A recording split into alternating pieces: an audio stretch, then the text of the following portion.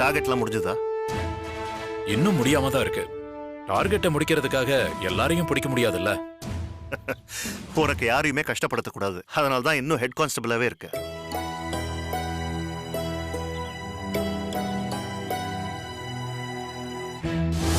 பைரவி குடும்பத்தை ஒரு வழி பண்ணிட்டேன்பா. மொத்த குடும்பத்துக்கும் திருஷ்டி கழிச்சிட்டு வந்திருக்கேன்.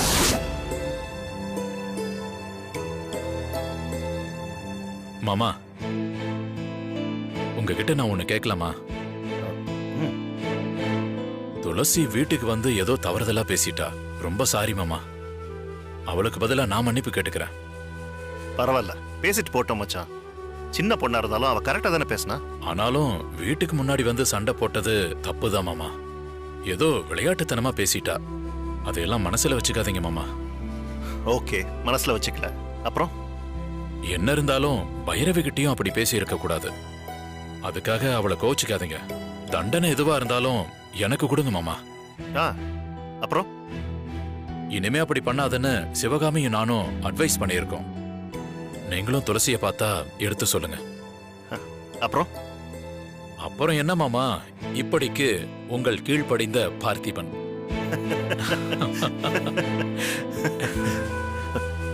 பார்த்திபா, நான் உன்னை தப்பாவே நினைக்கல. ஆனா ஒரு விஷயம் தான் எனக்கு ஆச்சரியமா இருந்துச்சு. என்ன மாமா? நீயும் அதிர்ந்து கூட பேச மாட்ட. கிரிமினல்ஸா இருந்தா கூட மரியாதை தான் பேசுவேன். சிவகாமி அதுக்கும் மேல. யாராவது வம்பு சண்டைக்கு வந்தா கூட எதிர்த்து ஒரு வார்த்தை கூட பேச மாட்டான். ஆனா உங்களுக்கு பிறந்த துளசி மட்டும் எப்படி இப்படி மாறினா?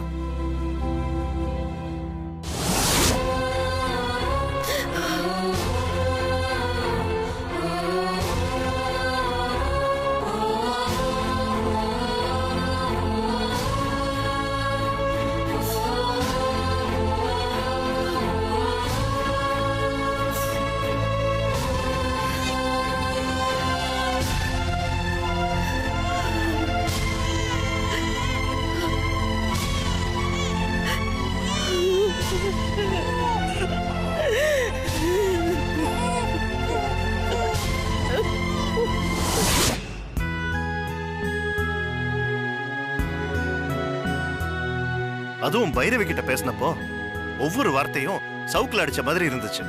நானே பிரமிச்சு போயிட்டேன். பைரவி இப்படி ஒரு அவமானத்தை எதிர்பார்த்திருக்கவே மாட்டான்.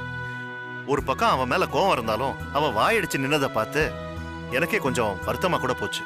அதுக்காக தான் மாமா தப்பா எடுத்துக்காதீங்கன்னு மன்னிப்பு கேட்டேன். சேச்சா, மன்னிப்பு கேட்க என்ன இருக்கு? அவ சரியா தானே கேட்டா. துளசிக்கு இந்த தைரியம் எங்கிருந்து வந்துச்சோன்னு தெரியல. ஒருவேளை சிவகாமி கன்சீவ் ஆயிருக்கும் போது பைரவி பேசினத துளசி கேட்டிருப்பான்னு நினைக்கிறேன். நம்ம புராண கதையில கூட அந்த மாதிரி ஒரு கேரக்டர் இருக்கு. அபிமன்யு. அபிமன்யு. அந்த மாதிரி தான் பைரவி பேசினதை கேட்டு கேட்டு துளசி வளர்ந்துருப்பான்னு நினைக்கிறேன். இருக்கலாம் மாமா, அது நல்ல விஷயம் தானே. நல்ல விஷயமா? ஃபியூச்சர்ல அவளும் பைரவி மாதிரி ஆயிட போறா. அப்புறம் நமக்கு தானே கஷ்டம். இப்பவே பைரவிக்கு ஈக்குவலா சண்டை போடுறா. இன்னும் வளர்ந்துட்டான்னா அவளையே மிஞ்சிருவான்னு நினைக்கிறேன். ஐயோ மாமா, நீங்க இந்த விஷயத்த அவகிட்ட சொல்லிடாதீங்க. ஏன் வேண்டாங்கிற? இத கேட்டான்னா வேற வினையே வேண்டாம். பார்த்திபா, எங்க மாமாவே சொல்லிட்டாரு, நானும் பைரவி தான், எனக்கும் வந்து சல்யூட் அடின்னு சொல்லிடுவா. கண்டிப்பா அவ அப்படி பேசுறவதான். சரி, நாளைக்கு அவ அப்படி சொன்னானா நீ என்ன பண்ணுவ? உங்களுக்கு சல்யூட் அடிக்கிற மாதிரி அவளுக்கும் நான் சல்யூட் அடிப்பேன். துளசி இதனாலதான் அப்படி இருக்கா. சரி வா, நம்ம சேர்ந்தே போவோம். இல்ல மாமா, நான் டியூட்டியை முடிச்சிட்டு வந்துடுறேன், நீங்க கிளம்புங்க. பொண்ணை நல்லா வளர்த்துருக்க.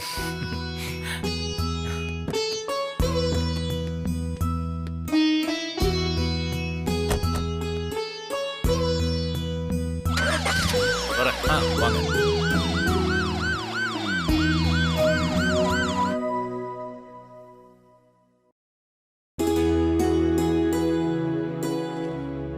சிவகாமி,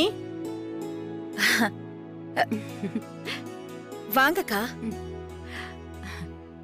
வா அர்ச்சனா, வா உட்காருங்க. உட்காரு, உட்காருமா.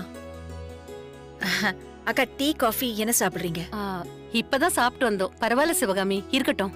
உன் வீட்டுக்காரங்கம்மா வெளியில போயிருக்காரா? இல்லக்கா, வீட்டுல தான் இருக்காரு. இத கூப்பிடுறேன். என்னங்க? என்ன சிவகாமி? கொஞ்சம் வாங்கல. வரமா.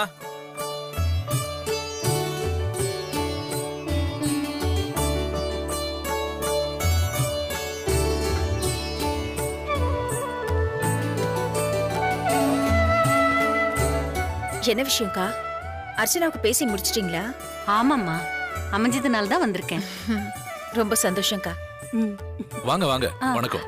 வணக்கங்க. உட்காருங்க. எப்படி இருக்கீங்க? நல்லா இருக்கும். பொண்ணுக்கு கல்யாணம் வச்சிருக்கேன். வர வெள்ளிக்கிழமை கல்யாணம். நீங்க குடும்பத்தோட வந்து அவசியம் கலந்துக்கணும். கண்டிப்பாங்க. ம். சிவகாமி வாங்க. வா. இந்தாங்க. சந்தோஷங்க. ரொம்ப சந்தோஷமா இருக்குக்கா. ம். அப்புறம் அர்ச்சனா, அம்மா ஆசைப்பட்டபடி கல்யாண பொண்ணு ஆயிட்ட. வாழ்த்துக்கள். Thanks aunty. அக்கா, மாப்பிள்ளை என்ன வேலைக்கா பண்றாரு? மாப்பிள்ளையா? அவருக்கு என்ன? என்ன பண்ணாலும் மாப்பிள்ள தான். என்னக்கா இப்படி சொல்றீங்க? மாப்பிள்ளை நல்ல இடம் தானே? அதெல்லாம் நல்ல இடம்தான்.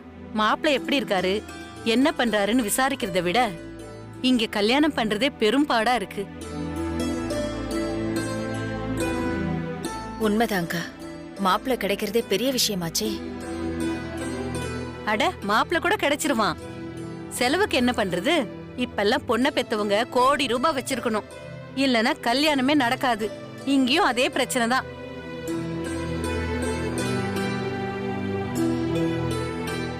ஏதோ கொஞ்சம் வசதி வாய்ப்பு இருக்கிறதுனால என்னால பண்ண முடிஞ்சது.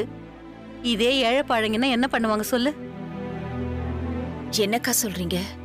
மாப்பிள்ளை வீட்ல ரொம்ப எதிர்பார்க்கறாங்களோ? அது ஏன் கேக்குற? மண்டபத்துல ஆரம்பிச்சு சீர் சனத்தி வரைக்கும் எல்லாமே லட்சத்துல பேசுறாங்க. நானே சொத்தை வித்து தான் கல்யாணம் பண்றேன். சொத்து மட்டும் இல்லனா என் நிலைமை என்ன ஆயிருக்கும்? என்ன விடுங்க, என் பொண்ணோட எதிர்காலம் என்னவாயிருக்கும்? யோசிக்கவே பயமா தாங்க இருக்கு. ஆனா தன் பொண்ணோட எதிர்காலம் நல்லா இருக்கணுங்கிறதுக்காக பெத்தவங்க தன்னால முடிஞ்சதை செஞ்சுதானங்க ஆகணும். ஆமாமா, பொண்ணு பெற்றிருக்கோம்ல, செஞ்சுதானே ஆகணும். இங்க கேக்குறவங்களுக்கும் வெக்கம் இல்ல, குடுக்கறவங்களுக்கும் துக்கம் இல்ல. இதோ பாரு சிவகாமி, சொல்றேன்னு தப்பா எடுத்துக்காத. உங்களுக்கும் ஒரு பொண்ணு இருக்கு. கல்யாணங்கிறது பெரிய விஷயம். அதுக்கு லட்சக்கணக்கில் ஆகும். ஆமாக்கா. அதுக்காக கடைசி நேரத்துல கடன் வாங்கி கல்யாணத்தை ஒப்பேத்தில்லான்னு மட்டும் நினைக்காத. காசு இல்லாம கல்யாணமே நடக்காது. என்னக்கா இப்படி பயமுறுத்துறீங்க? சிவகாமி, நான் உண்மையை தான் சொல்றேன். பண பிரச்சனையால எத்தனையோ கல்யாணம் நின்னு போயிருக்கு. பொண்ணை பெத்தவங்க எச்சரிக்கையா இருக்கணுங்கிறதுக்காக சொல்றேன்.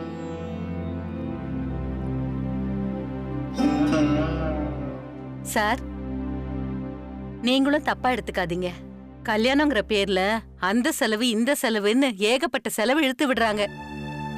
நீங்க வேணும்னா பாருங்க, உங்க பொண்ணுக்கும் அப்படிதான் பண்ணுவாங்க. அதை எப்படி சமாளிப்பீங்களோ தெரியல.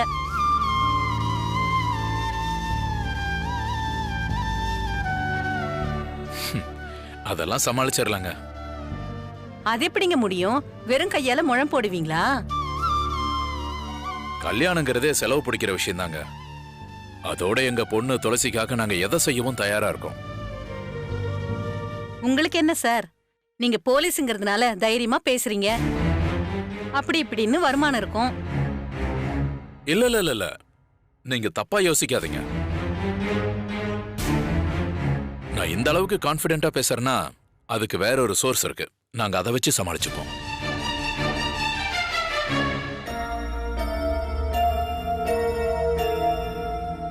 மாச சம்பளம் வாங்குறவனுக்கு அப்படி என்ன சோர்ஸ் இருக்குன்னு நீங்க நினைக்கிறீங்களா?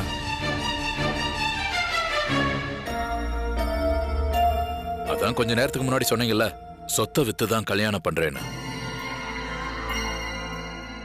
எங்களுக்கும் கொஞ்சம் சொத்து இருக்கு.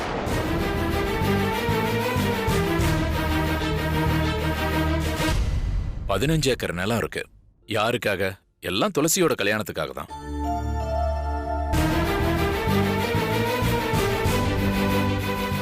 இப்ப அதோட மார்க்கெட் ரேட் நல்லா இருக்கு. அதை வித்து எங்க பொண்ணு கல்யாணத்தை ஜாம் ஜாம்னு நடத்திடுவோம்.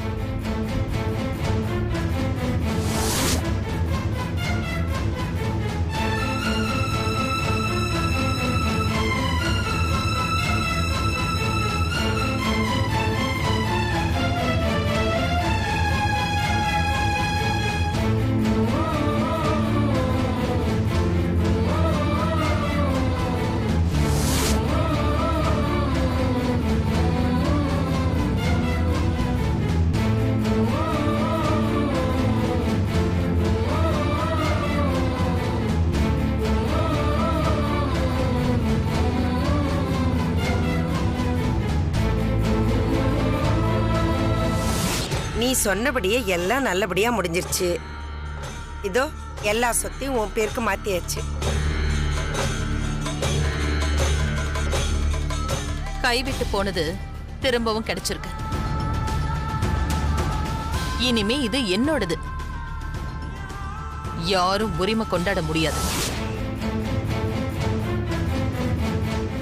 இப்ப சொல்லுங்க, எங்க பொண்ணு கல்யாணத்தை ஊரே பாராட்டுற மாதிரி எங்களால பண்ண முடியாதுங்களா?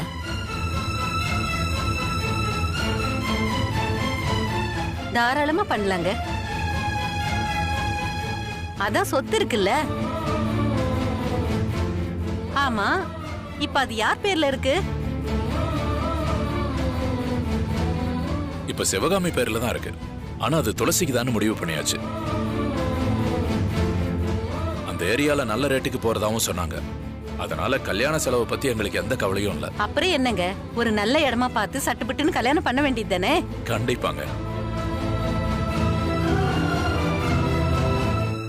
சிவகாமி, பொண்ணுக்குன்னு முடிவு பண்ணிட்டா கல்யாணம் ஆகுற வரைக்கும் அதுல நீ கைய வைக்காத. ஏன் சொல்றேன்னா, சொத்து பத்து போச்சுன்னா திரும்ப வராது. அதோட நம்ம பொண்ணுங்க இருக்காளுங்களே, ரொம்ப எதிர்பார்ப்பாங்க. கல்யாணத்துக்கு என்ன பண்ண, நகை போட்டியா, வீடு கொடுத்தியா, நிலம் கொடுத்தியான்னு எல்லாத்துக்கும் கணக்கு கேட்பாங்க. ஏதோ சொத்து இருக்கிறதுனால பொழைச்சோம், அதை வச்சு பொண்ணை கரை சேர்த்துரு.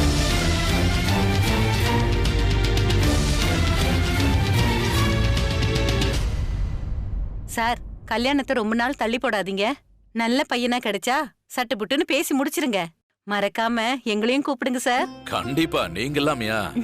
சிவகாமி, இன்னும் நிறைய பேருக்கு பத்திரிக்கை வைக்கணும். போயிட்டு வரேம்மா. வரேன் சார். வரேன் அங்கிள், வரேன். வாங்க, வாமா.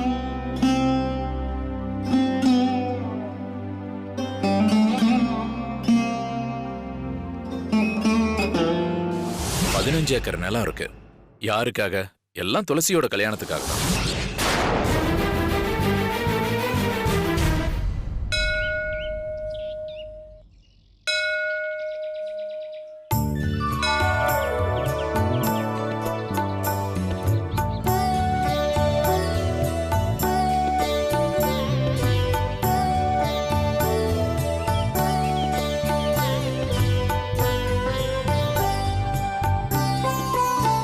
சிவகாமி, வாமா.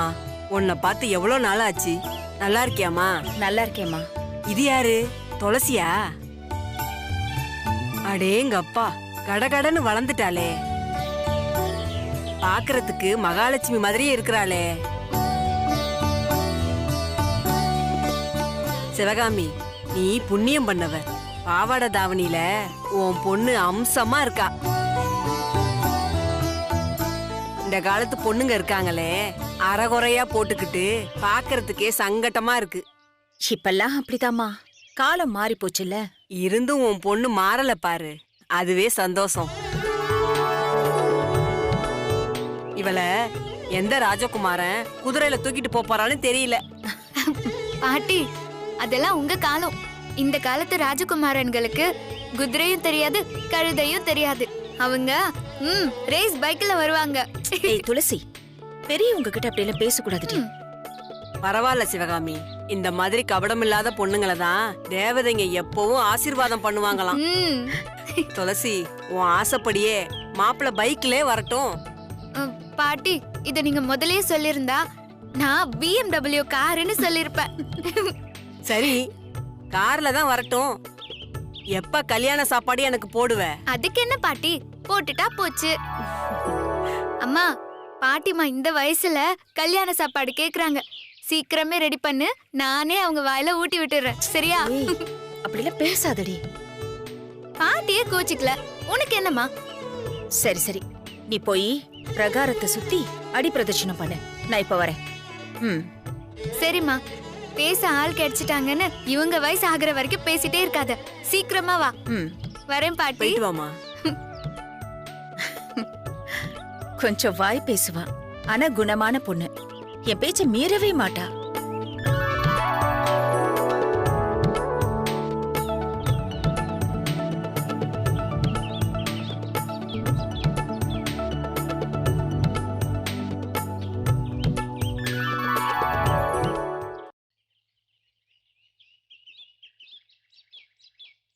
பைரவி மேடம், இவர்தான் உங்க பையனா? ஆமா. விஸ்வா, நீ போய் பிரகாரத்தை 3 முறை சுத்திட்டு வா. சரிம்மா. நான் இவங்க கிட்ட பேசிட்டு இருக்கேன். போ.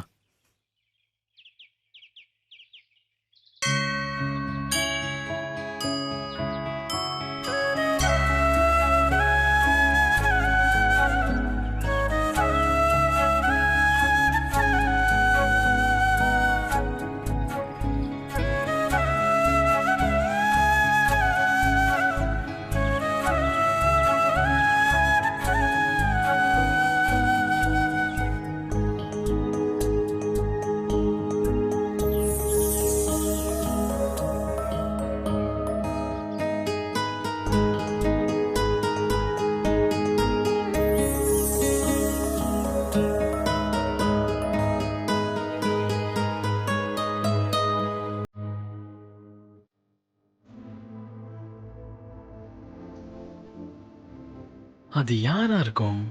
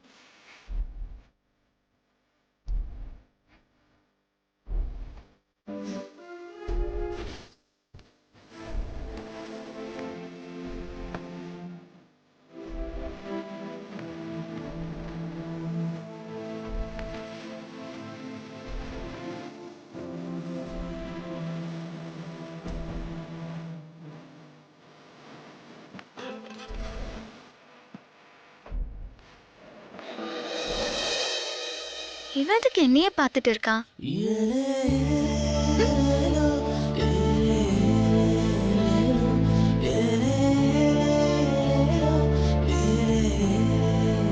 ஒருவேளை ஃபாலோ பண்றானோ?